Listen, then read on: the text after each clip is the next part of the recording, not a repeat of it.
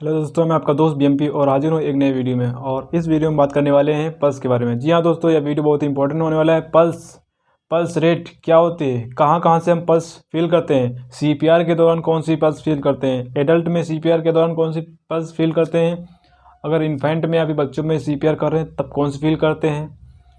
तो वो कौन कौन सी common sites for taking pulse हैं जिनको हम आज बताएंगे, जिनके बारे में आज चर्चा करने वाले हैं।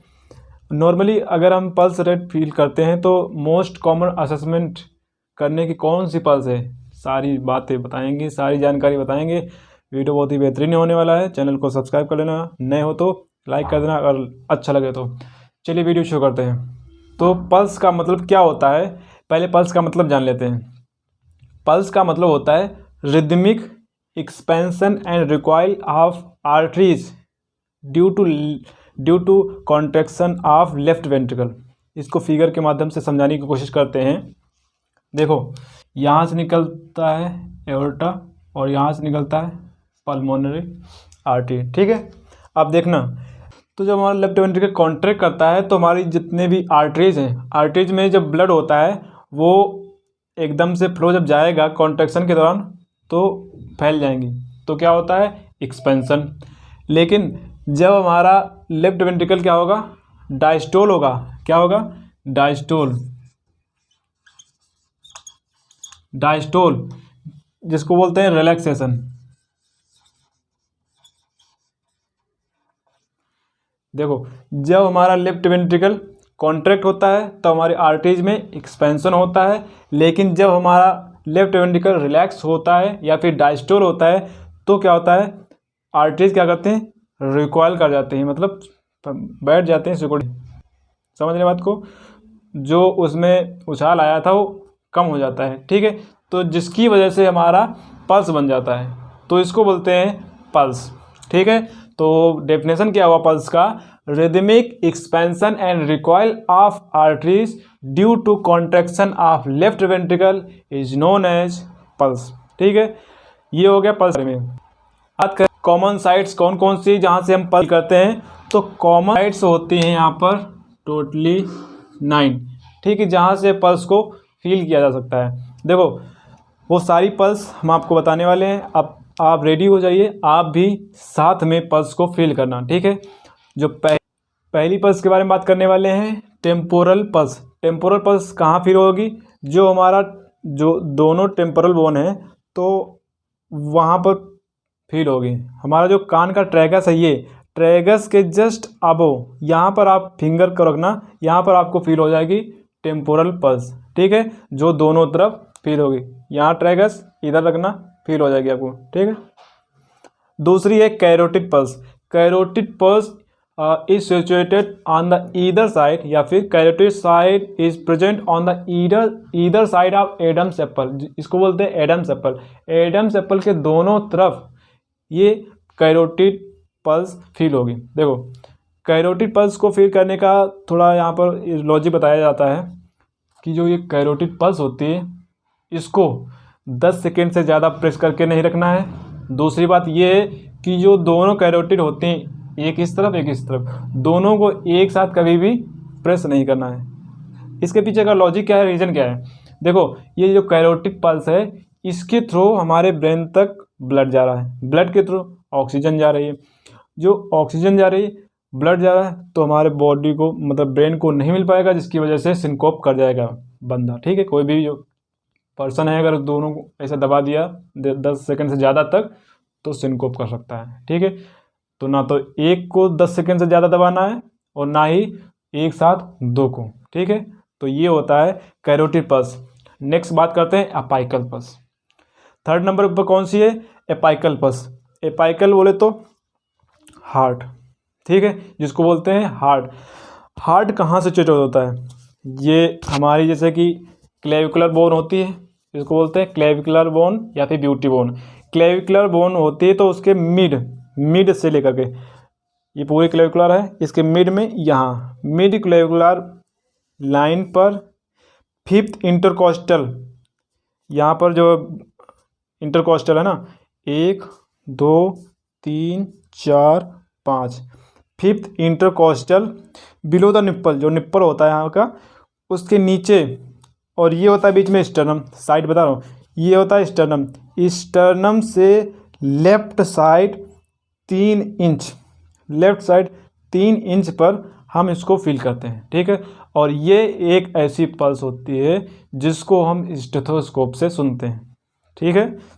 तो ये मिड क्लेविकुलर लाइन पर 5th इंटरकॉस्टल स्पेस और स्टर्नम से 3 inch left side below the nipple feel होती है, जिसको बोलते हैं एपाइकल पल्स। नहीं मानते हो, फील करके देख लो, फील हो रही, ठीक है। तो ये होती है हमारी एपाइकल पल्स। नेक्स्ट बात करते हैं ब्रेकियल पल्स के बारे में। चौथी नंबर की कौन सी है? Brachial pulse.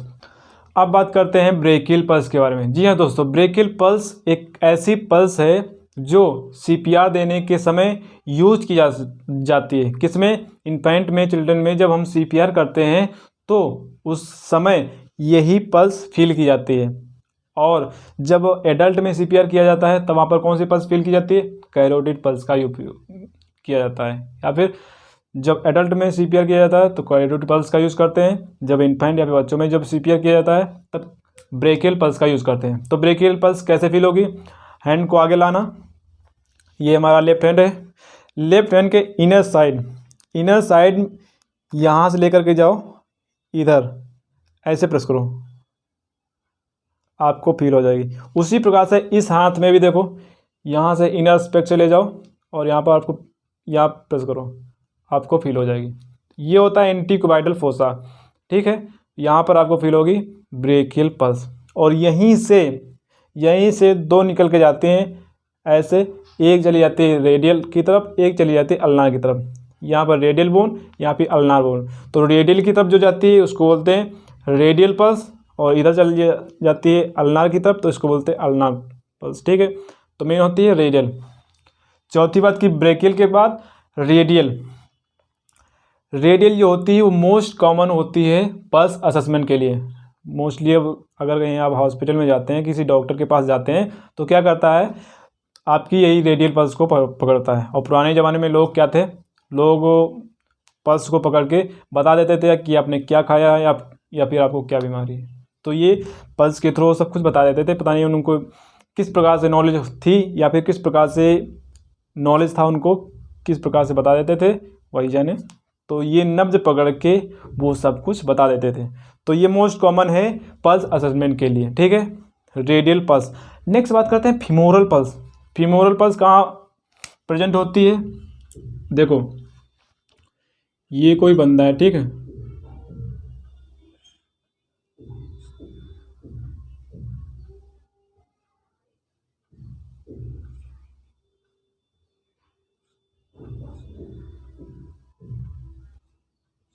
ये कोई बंदा है, ठीक है। इसका जो ग्रोइन रीजन है, या फिर अपना देख लो ग्रोइन रीजन जो होता है यहाँ पर, इसका ये यहाँ पर हो गया ग्रोइन रीजन, ये इसकी जो है लेग हो गई, टांग हो गई। तो यहाँ पर ये अपनी फिंगर को रखेगा दोनों को, इधर जो फील होती है उसको बोलते हैं, क्या बोलते हैं? Femoral pulse. ये ग्रोइन रीजन में, कहाँ पर? ग्रोइन रीजन में फील होते हैं, ठीक है। मैं आपको इसी के थ्रू बताने की कोशिश करता हूँ।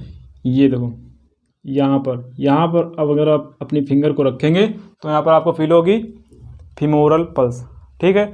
अगर ये क्या करती है, लोअर लिम्ब को ब्लड सप्लाई पहुँचाती है।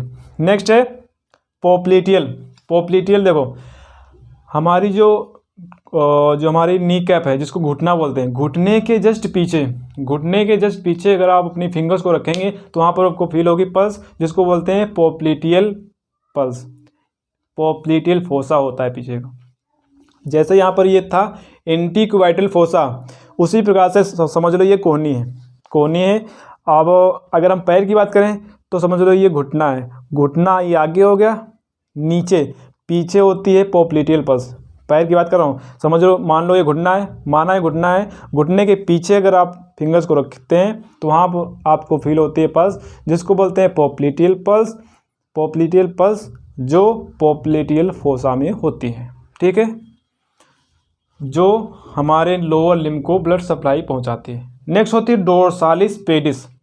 डोर्सालिस पेडिस से पहले भी आती है पोस्टीरियर टिबियल। कौन सी? 8वें नंबर की पोस्टीरियर टिबियल। देखो फिगर में कैसे बताएं आपको, जैसे कि ये किसी का पैर है, ठीक है, तो इनर साइड ये बोन निकली हुई होती है। देखना आप भी, आपके ये इनर साइड में बोन निकली होगी। बोन के पीछे और नीचे दोनों उंगली को रखना है।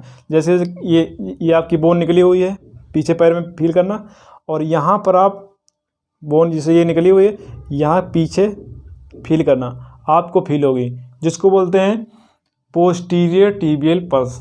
ठीक है, साइड मैंने बता दी, फील कर लिया ना। अब नेक्स्ट बात करते हैं डोर्सालिस पेडिस। लास्ट 9वें नंबर की जो पल्स है वो मोस्ट डिस्टल पल्स होती है, मतलब ये सबसे दूर पल्स होती है। बॉडी से अगर बात करें तो सबसे नीचे पल्स होती है और मोस्ट डिस्टल होती है। जो कहाँ प्रेजेंट होती है?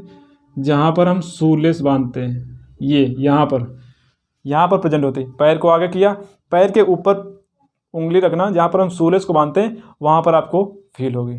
उंगली रख के देख लेना, वहाँ पर आपको फील हो जाएगी। यहाँ पर मैंने रखा है, यहाँ पर आपको फील होगी। ठीक, तो ये मैंने कॉमन साइट्स बताई, साइट्स ऑफ टेकिंग पल्स। सभी के बारे में बताया कि किसका क्या लॉजिक है, किसके पीछे क्या है। आई होप आपको सारी साइट्स के बारे में पता चल गया होगा, और सारी साइट भी आपने देख भी ली होगी, चेक कर ली होगी कहाँ कहाँ से हम पल्स चेक करते हैं। एक बार और देख लेते हैं। देखो, जो बच्चों में सीपीआर करते हैं तब ब्रेकियल पल्स यूज करते हैं, और जब एडल्ट में सीपीआर करते हैं तब कैरोटिड पल्स का यूज़ करते हैं। ठीक है, एडम्स एप्पल के दोनों तरफ जो प्रेजेंट होती है पल्स उसको बोलते हैं कैरोटिड पल्स।